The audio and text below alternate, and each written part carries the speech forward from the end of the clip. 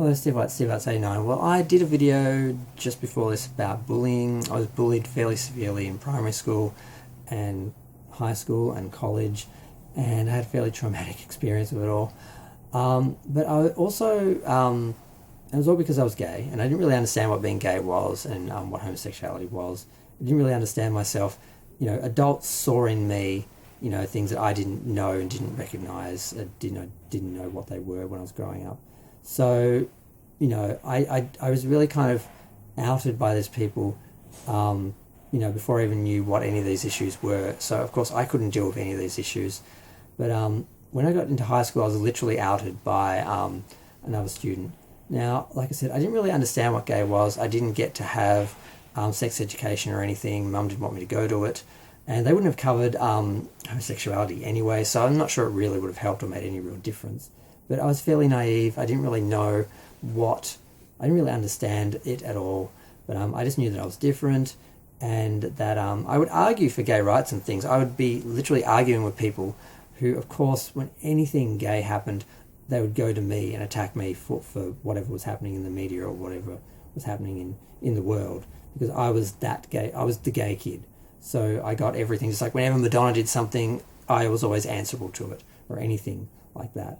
And so when I got to college, it was a little bit different, because college high school only went to year 10, then year 11 and 12 was college, and you could either go to Launceston College or Allan Vale College. I went to Allan Vale.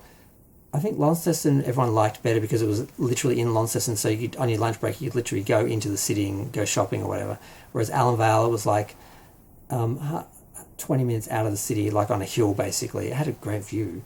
You could look out over the river and everything. But it felt like a little castle on a hill sometimes, but different culture and everything. But it was like half the people from your school would be there and sort of came with you when you went there, but then there were new people, so there was a mixture of people, but still a lot of the same issues from high school continued. Some of the same people who bullied me were there, although most of them dropped out after 6 months or didn't come back for the second year. They didn't finish year 12 or year 11 or do year 12. But for at least the first 6 months, first year of year 11, most of the problems that I had in high school just continued into college.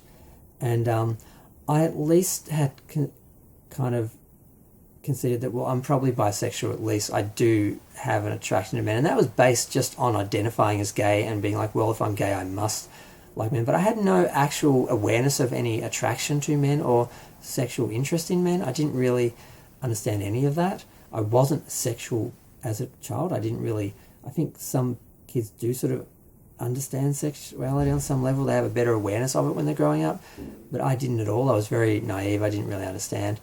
And I got to college, I sort of reasoned that, well, I must be at least bisexual. That's like a middle ground to sit on, and I can at least acknowledge that without having to totally admit to being gay and then being put into that. At least there was some hope that I might have heterosexual relationships and so forth, and family and stuff like that. You sort of find that middle ground. A lot of gay people sort of go the bisexual route because they are not sure and they want to leave both sort of options open. And I was sort of doing that. And I had two friends who were my friends, knew this.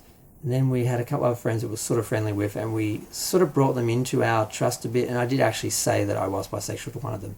And that bitch ran straight to the rest of the people that we knew and said that I had admitted I was gay and that I was attracted to one of my friends, which was not really true. I think on some unconscious level I was, because he was attractive, and I sort of looked up to him and idolized him because he was the total opposite of me. But I wasn't really sexual. Like, I didn't really have a sexual identity at that point, and I wasn't really attracted to men sexually, so I wasn't attracted to him sexually. But that was the story, and that was seen as a betrayal by him, and he stopped talking to me and has never spoken to me since. I've seen him a couple of times in Georgetown. He's literally walked past me a couple of times, acted like I didn't exist, and he was working for my brother-in-law and came to my mother's house where we were staying, because my mother moved into my sister's house, and they would always be there. And he had come out to do business, I don't know, take money or payment or something for work for my brother-in-law. He was standing in the living room. I was in the living room, and he was just not acknowledging my existence. And he never did after that point. So that's how I was outed, basically. And then once that came out, and once my friendship with him was lost, because he was sort of the one person that sort of allowed me to sort of get into other groups. Once those ties were cut, I was totally isolated, alienated, abused, and bullied for the rest of that year, because that was about June that happened. The rest of that year was absolute hell. The next year there was a changeover of students and everything was a bit different, and I had sort of hardened and adapted a bit, and I managed the second year a bit easier. But that first year, because I started off being friends with all those people, and then middle of the year I was cast out, and the rest of the year was absolute torture. And I just wanted to share that. That was my being outed experience, and I really hate that bitch.